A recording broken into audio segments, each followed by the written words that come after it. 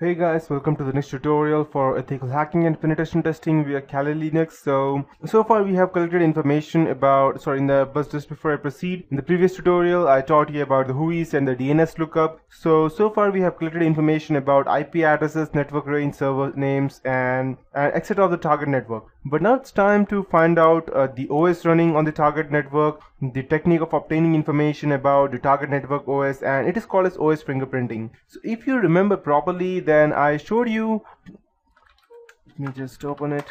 I showed you a different tool over here which gathers information about OS, and it's given over here as OS fingerprinting. And the best part of this, which I normally use, would be Nmap or the Zenmap. And I'll show you one example. I won't be teaching you as to how we actually go ahead and do that. I'll be teaching you that later on by the end of this tutorial. So I'll just open my another operating system and I'll just power it on.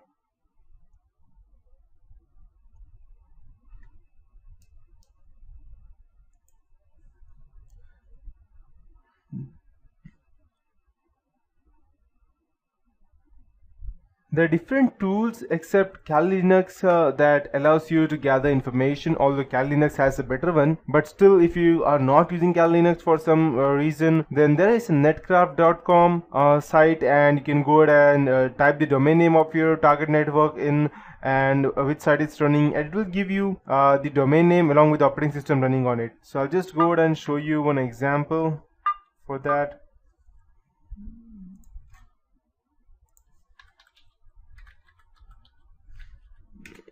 Okay, and since we don't need, okay,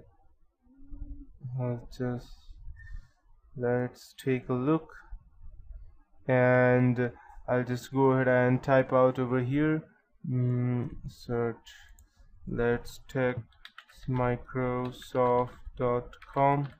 Let's check if I'm able to get that. Okay, perfect. So as you can see, we have Microsoft.com, which works on NetBlock ECMA International, and it was first seen on August 1995, and they are using operating system Linux. And for go.microsoft.com, we have Windows Server 2012, and I believe this one may be the Unix server system because it's unknown, and that's what happens when you use a Unix operating system. It is unable to detect because it's not Linux or Windows. That's the reason. Then as you can see that we have all the names of operating system and that they are using currently right now. So this is just an example, but you can do the same thing using Kali Linux as well. And there is another search engine which is quite famous, which is the Shodan search engine. I'll just type Shodan HQ. Okay, perfect. So you can use Shodan search engine that lets you find specific computers using a variety of filters.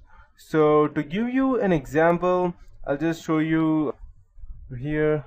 I believe we need to sign up for that. Okay,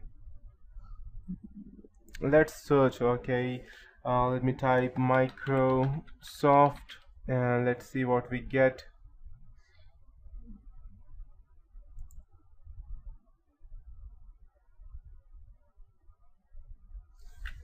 Okay, so let me check.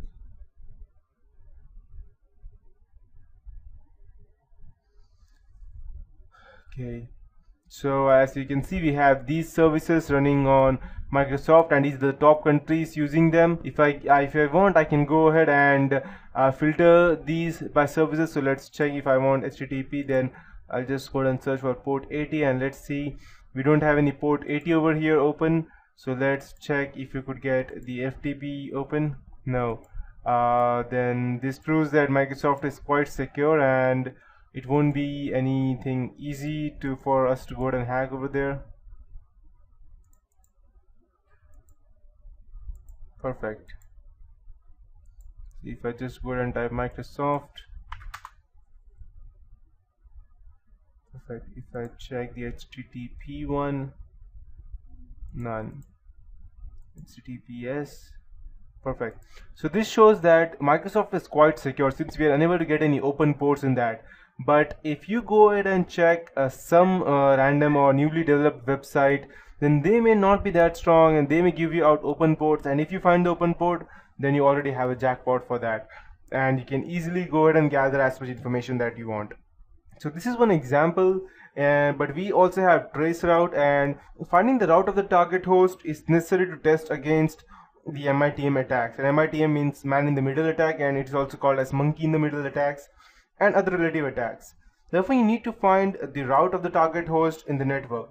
This can be accomplished with the help of traceroute utility provided with most operating systems, and even Windows has that. It allows you to trace the path or the route through which the target host packets travel in the network. Traceroute uses the ICMP protocol concept and the TTL, that's time to live field, of the IP header to find out the path of the target host in the network. The traceroute utility can detail the path IP packets travel between two systems. It can trace the number of routers, the packets that travel through, the round trip time during the duration in transiting between two routers, and if the routers have DNS entries, name of the routers, and the network affiliation, as well as the geographic location. So this is quite useful for a hacker, and much more than I can say as useful, because they almost will have all the details. And it sends out a packet for the destination specified. So, and this utility helps to reveal the IP address of the intermediate hops in the route of the target host from the source. So I'll show you an example. Let's check if I can run this over here. And so let's go ahead and ACERT tracert 216.239.36.10. Okay, tracert, it's unable to recognize that. Let me check. Okay, let me check. I believe I need to start that as the administrator. Perfect. And if I'm going to check, let me check. Okay, perfect. So I'll just type tracert 216.239.36.10. So let's check how many hops do we get.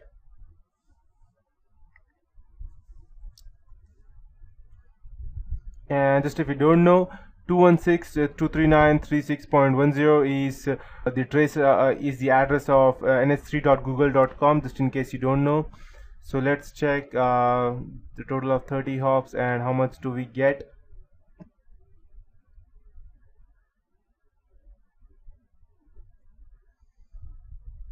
As you can see, these are the IP addresses as to and the fourth one got timed out.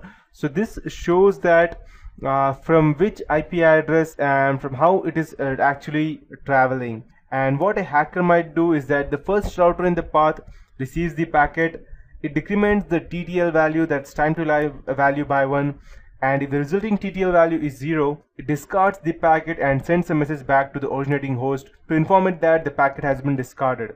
The same thing that happened over here when the request was timed out. And it records the IP address and the DNS of that router and sends out another packet with a TTL value of 2. This packet makes it to the first router, then times out at the next router in the path, and this second router also sends an error message back to the originating host. Traceroute continues to do this, and it records the IP address and the name of each router until a packet finally reaches the target host, or until it decides that the host is reachable. And yeah, it does the process in that way. So in this process, it records the time it took for each packet to travel the round trip to each router, and finally when it reaches a destination, the normal ICMP ping response will be sent by the sender. That's what it happened when Google.com sent it back over here. As you can see that these are the milliseconds that it took for it to go ahead and respond. So we have seen how the traceroute utility helps you to find out the IP address of the intermediate device such as routers, firewalls, etc. present between the source and destination. You can draw the network topology diagram by analyzing the traceroute results as well. And after running several traceroutes, you will be able to find out the location of a particular hop in the target network, and that's how it will work. So there are different traceroute tools as well.